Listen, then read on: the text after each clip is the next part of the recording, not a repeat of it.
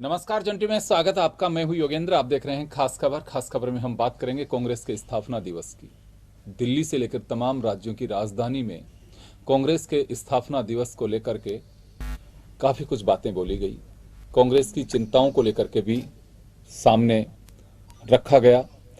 बात अगर जयपुर की करें तो जयपुर में स्वीकार किया गया है कि 2014 से हम सत्ता से बाहर हैं केंद्र में, और कुछ कमजोरियां जो कांग्रेस को लगती हैं उनको लेकर के भी यह चर्चा की गई। लेकिन सवाल यह है कि उन कमजोरियों को पहचान करके दुरुस्त करने की जिम्मेदारी किसकी है?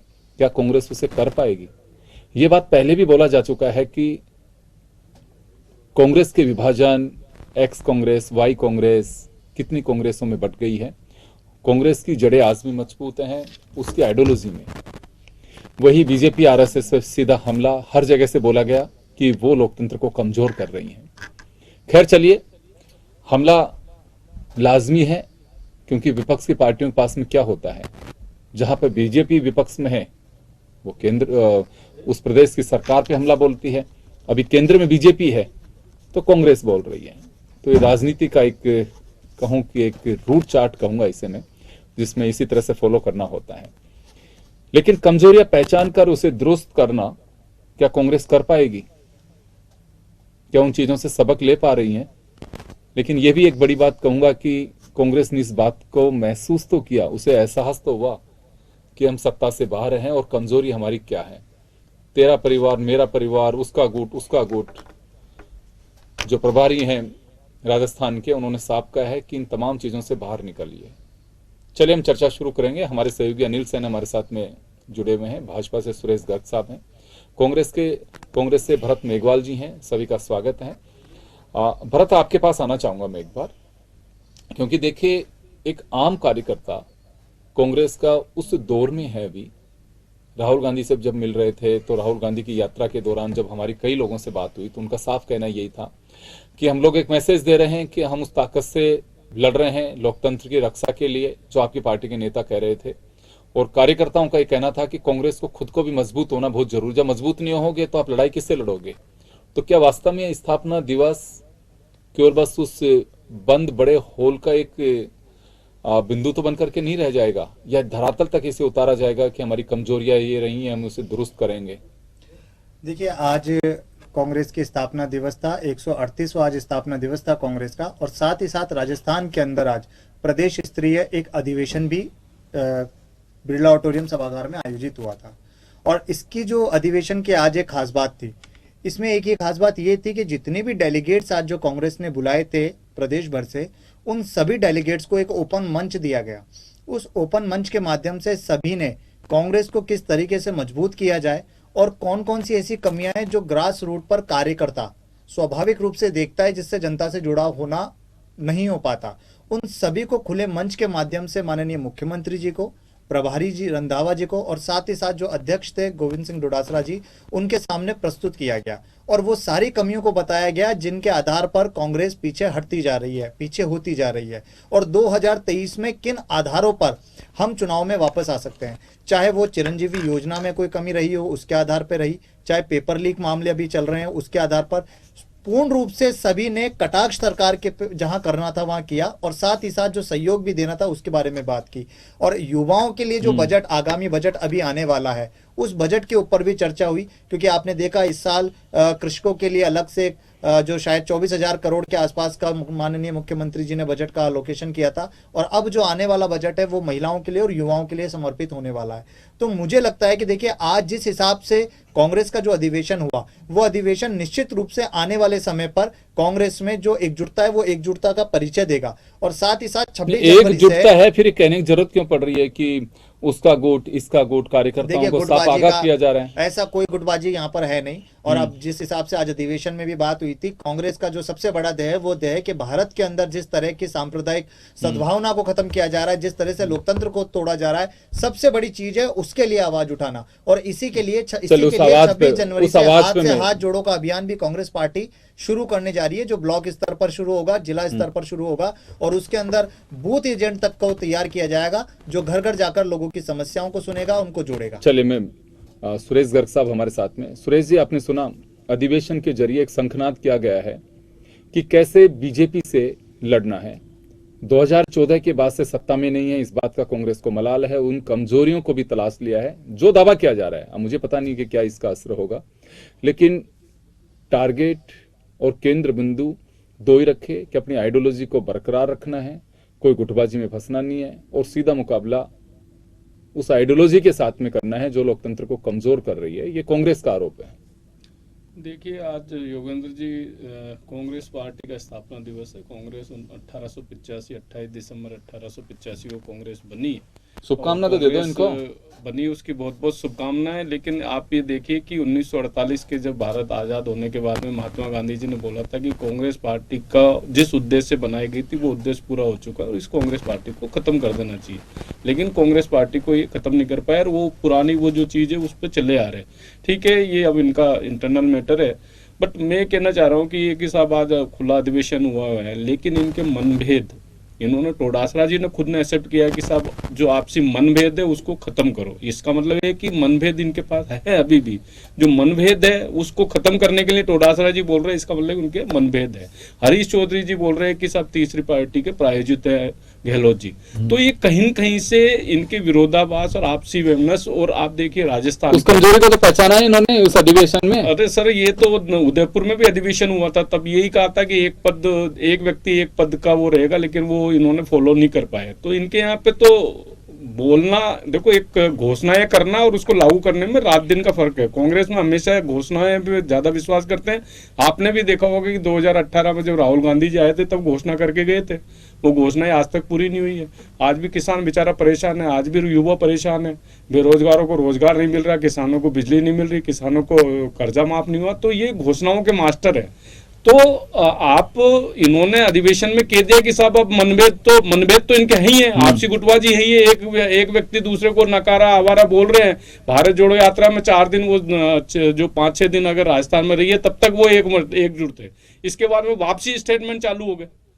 आज हरीश चौधरी जी ने स्टेटमेंट दिया, कल देखना कोई दूसरा नेता स्टेटमेंट दे देगा। कभी आप मत कहिए, नहीं तो ये कह देंगे ये तो प्रायोजित है बीजेपी का। नहीं, प्रायोजित तो कांग्रेस के व्यक्ति दे रहे हैं, तो भारतीय जनता पार्टी का उसमें क्या लेना देना। नहीं, कह देंगे सुरेश गर्ग जी ने कहा था आपके जन टीवी की डिबेट के अंदर कि कल को दूसरा बोलेगा, तो इसका मतलब उनको पूरा मालूम था। सुरेश नहीं, मालूम की बात नहीं है, ये हो रहा है। आप देखिए कि जैसे ही राहुल गांधी जी ने राजस्थान को छोड़ा, इसके बाद हरीश चौधरी जी का स्टेटमेंट आ गया था कि साहब तीसरी पार्टी प्रायोजित है।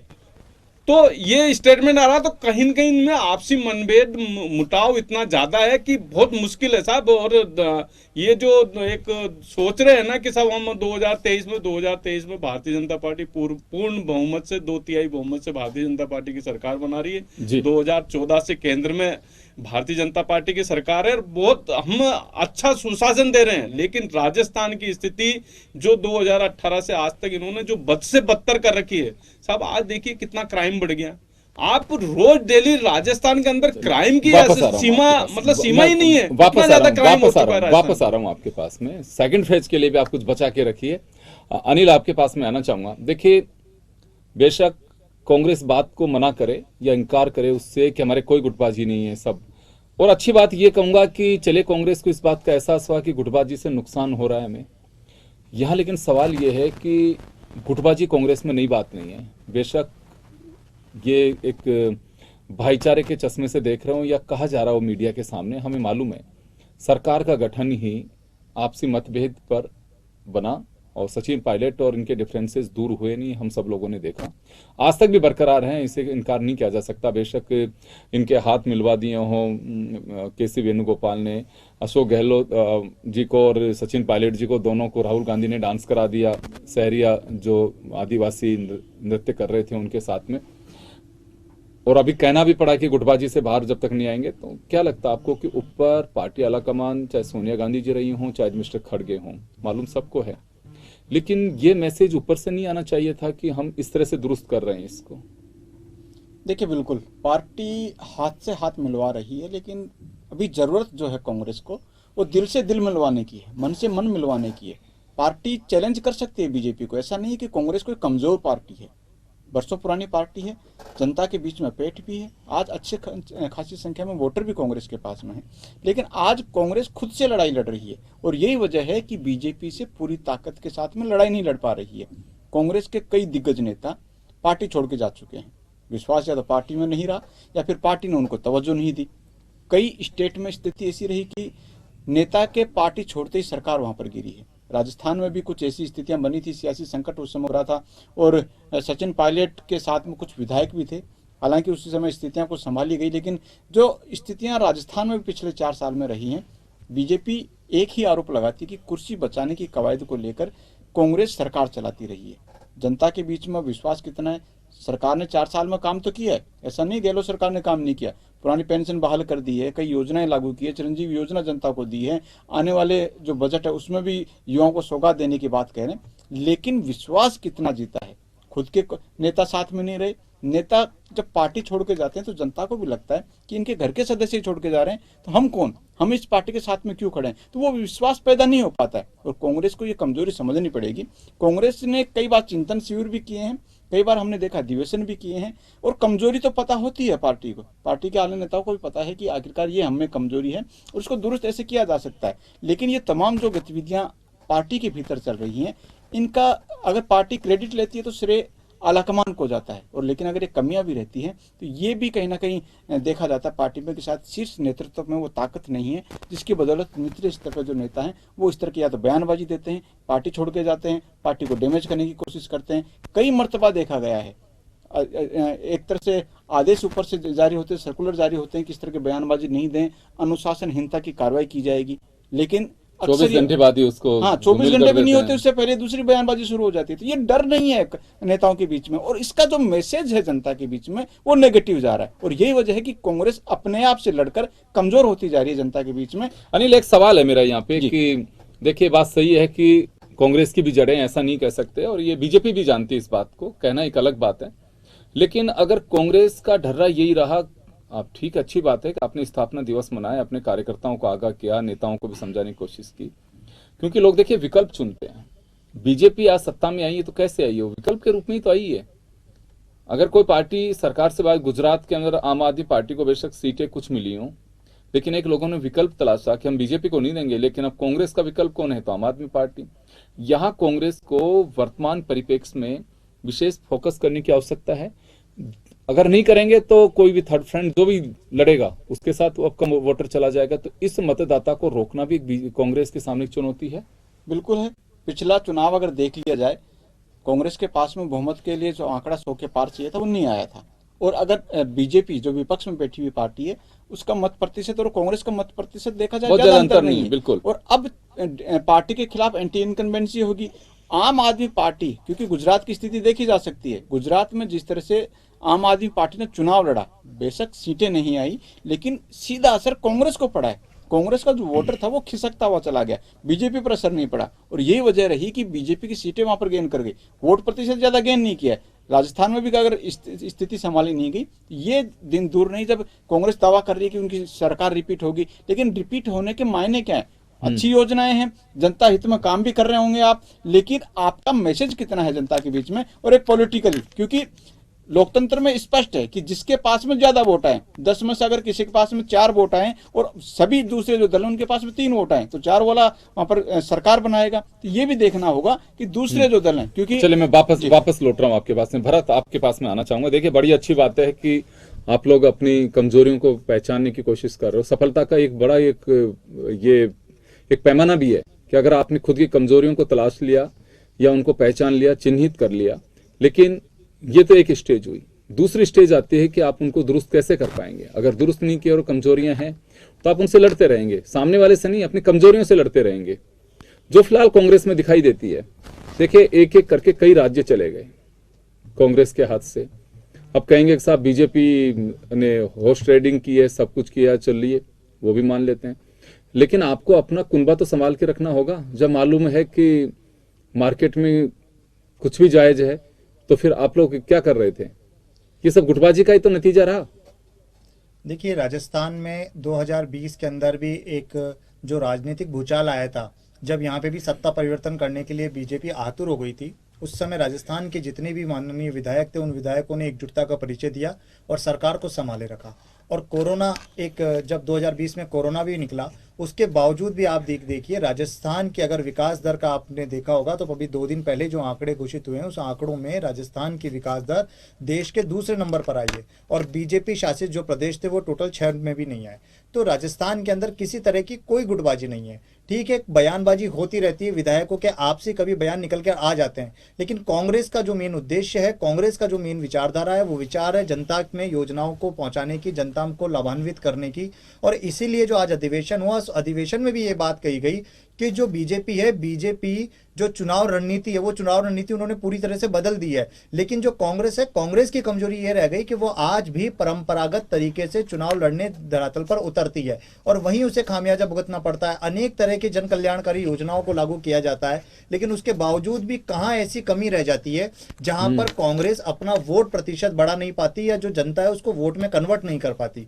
उसके लिए बीएलए अपॉइंट किए जाएंगे 26 जनवरी, 1 महीने के अंदर अंदर जो बूथ लेवल एजेंट है, बूथ लेवल मैं एक बात जानना चाहूंगा, ये बात चलिए आप लोगों ने खुल करके, आप तो खुद भी क्योंकि एक पार्षद भी हैं तो आप लोगों को भी वहां बुलाया था। अभी तक प्रदेश में आपकी जिलाध्यक्ष बहुत सारे जिलों में नहीं है, ब्लॉक अध्यक्ष नहीं है।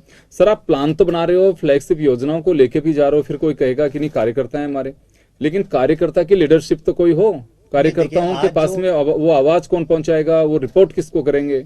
जो आज अधिवेशन हुआ उस अधिवेशन में भी इस बात को रखा गया था, क्योंकि 4 दिन पहले ही जब दिल्ली में जो एक मीटिंग हुई थी 26 तारीख के आसपास हाथ से हाथ जोड़ो अभियान के तहत, तब यहाँ के जो प्रभारी है रंधावा जी ने भी वो बात को रखा था कि सबसे पहले राजस्थान के अंदर संगठन को जीवित करना है, संगठन को खड़ा करना है। और आप देखिए अभी आने वाले आगामी 1 महीने के अंदर अंदर जितने भी ब्लॉक अध्यक्ष है, निवर्तमान तो अभी है जो वर्किंग कर रहे हैं, जो पहले थे, लेकिन जो नए ब्लॉक अध्यक्ष बनेंगे, नए जिलाध्यक्ष बनेंगे और साथ ही साथ संगठन के अन्य जो पदाधिकारी बनेंगे उनका जल्दी जल्द संगठन का निर्माण होने वाला है। और 1 साल जो अब बचा है सरकार को, उस सरकार की योजनाओं को ले जाकर धरातल तक लोगों से मिला जाएगा। आपने देखा होगा भारत जोड़ो यात्रा में राहुल गांधी जी ने भी सभी को यह आदेश किया था कि वो महीने में एक बार 15 किलोमीटर की यात्रा करे और घर घर जाकर लोगों से मिले। उसका भी प्रस्ताव आज पास उससे बड़ा प्रस्ताव, उससे बड़ी बात तो आपके डोटासरा जी ने कहा कि टिकट चाहिए तो आपको पैदल तो चलना पड़ेगा। देखिए बिल्कुल, जब तक जो जनता में, क्योंकि इस बार कांग्रेस ने ये बिल्कुल मानस बना लिया है कि किसी को भी भाई भतीजावाद के आधार पर या किसी को भी किसी लिंक के आधार पर टिकट नहीं दिया जाएगा। जो व्यक्ति जनता के बीच में जाकर जनता के काम करेगा, जनता की आवाज को सुनेगा, उस व्यक्ति को टिकट दिया जाएगा जिसको जनता चाहेगी। ये बहुत अच्छी बात है, सुनने में बहुत अच्छा लगता है। टिक पाएगा ये एजेंडा? देखिए सुनने में नहीं है, कांग्रेस बहुत बड़ी पार्टी है और कांग्रेस ने आज तक जब भी चीजें की हैं, आपने देखा होगा लोकतंत्र के अंदर कई ऐसी चीजें जो कांग्रेस लेकर आई है, चाहे वो आरटीआई रही हो, चाहे वो फूड एक्ट रहा हो, चाहे वो शिक्षा से संबंधित चीजें रही हो। कई ऐसी चीजें हैं जो राहुल गांधी जी खुद एक्सेप्ट करते हैं कि कांग्रेस में कई ऐसी चीजें थी जो गलतियां कांग्रेस ने की है। उसका खामियाजा यह है कि आज हम 8 साल से सत्ता से बाहर हैं, लेकिन उन कमियों को दूर करते हुए हम वापस से सत्ता में आएंगे और जो भी नियम कायदे हम लागू कर रहे हैं वो नियम कायदों को वापस लागू किया जाएगा। आपने देखा होगा उदयपुर चिंतन शिविर में भारत जोड़ो यात्रा का संकल्प लिया गया था, उस भारत जोड़ो यात्रा को शुरू किया गया, हाथ से हाथ जोड़ो अभियान की शुरुआत की गई है। चलिए मेरा एक सवाल है भरत आपसे कि बीजेपी का आक्रामक जो रुख है, आप लोग अपनी फ्लैगशिप योजनाओं को लेकर के जा रहे हैं, बीजेपी आपके विरोध का एक दौर खत्म कर चुकी है जन आक्रोश यात्राओं के माध्यम से, सेकंड फेज उनका चल रहा है, और तीसरा आप भी बूथ पे जाने की कोशिश कर रहे हैं। इनका भी नेक्स्ट जो प्रोग्राम है वो यही है कि बूथ को मजबूत करना है, बूथ तक जाना है, बूथ तक पकड़ बनाना है।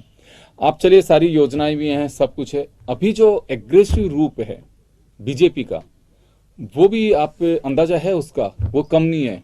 देखिए पिछले 4 साल में मुझे नहीं लगता कि कहीं बीजेपी अभी अस्तित्व में है। और जिस जन आक्रोश की आप बात कर रहे हैं वो जन आक्रोश हम सबने मीडिया और सोशल मीडिया में जो व्हाट्सएप पे हमारे पास वीडियो आए थे उसके माध्यम से देख लिया है कि किस तरह से इनके विधायकों को ये कहना पड़ा है कि आप वोट मत दीजिए लेकिन हमारी बेइज्जती तो मत करिए।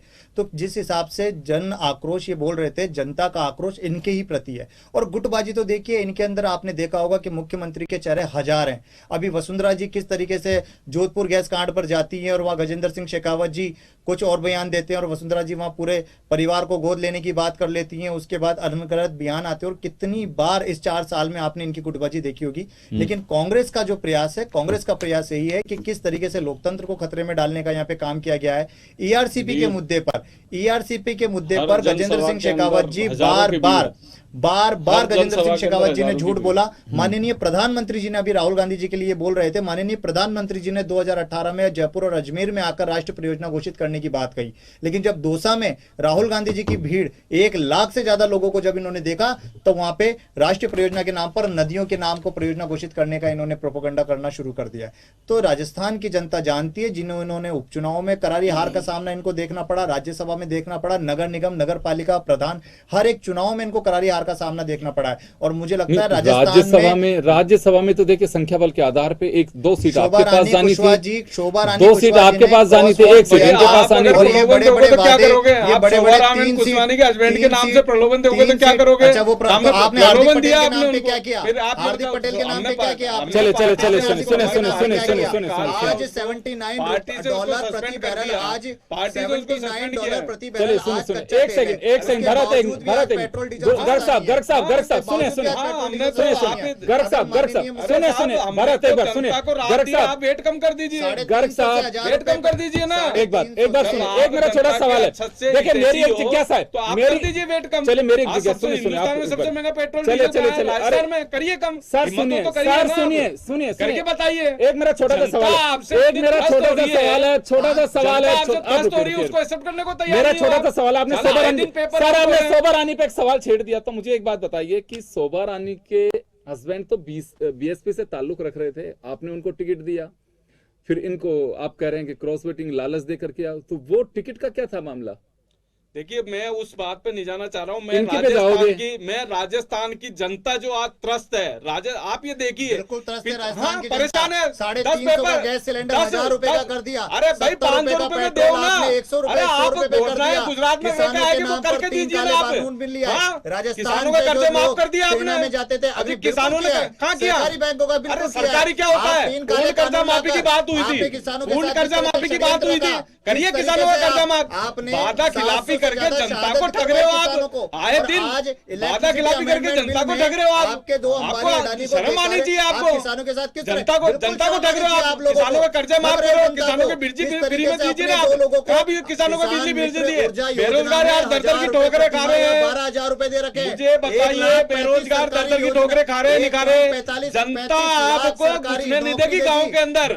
वो स्थिति हो गई आपकी। जनता घुसने नहीं देगी आपको गाँव के अंदर। जनता इतना हालत खराब करेगी राजस्थान के अंदर। अत्याचार क्राइम राजस्थान के अंदर नंबर 1 पे है। जिस तरीके क्राइम से देखिए आप नंबर 1 है राजस्थान के अंदर।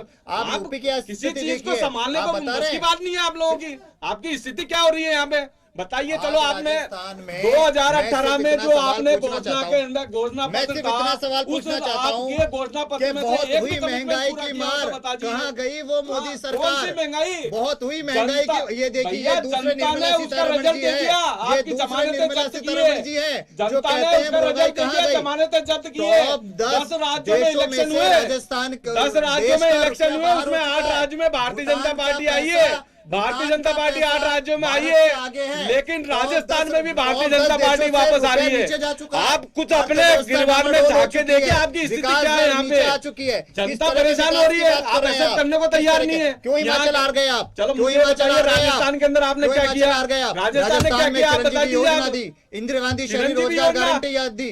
दिव्या मदेना आपके लिए क्या कह रही है? धरना प्रदर्शन क्यों कर रही है दिव्या मदेना? चिरंजीवी योजना के लिए इतने बड़े बात कर्जा माफी के लिए कौन क्या कर रहा है? बताइए आप। जिस तरीके से राजस्थान ने पिछले 4 साल में कोरोना जैसे समय में भीलवाड़ा मॉडल टॉप पर रहा। भीलवाड़ा मॉडल पूरे राजस्थान में अपना लेते तो वो मान जाते मैं। जीएसटी आप लगा रहे थे, हाँ, 1213 में वैक्सीन दे रहे अगर थे। हमने ये राजस्थान की सरकार थी 400 जिसने रुपए सबसे की पहले वैक्सीन फ्री में 1200 दिया। रुपए में बेची है आपने। राजस्थान की सरकार थी जिसने फ्री में 400 दिया। रुपए की वैक्सीन 1200 रुपए में बेची है सरकार आपने। थी जिसने फ्री आपको में पता दिया। है ये चीज?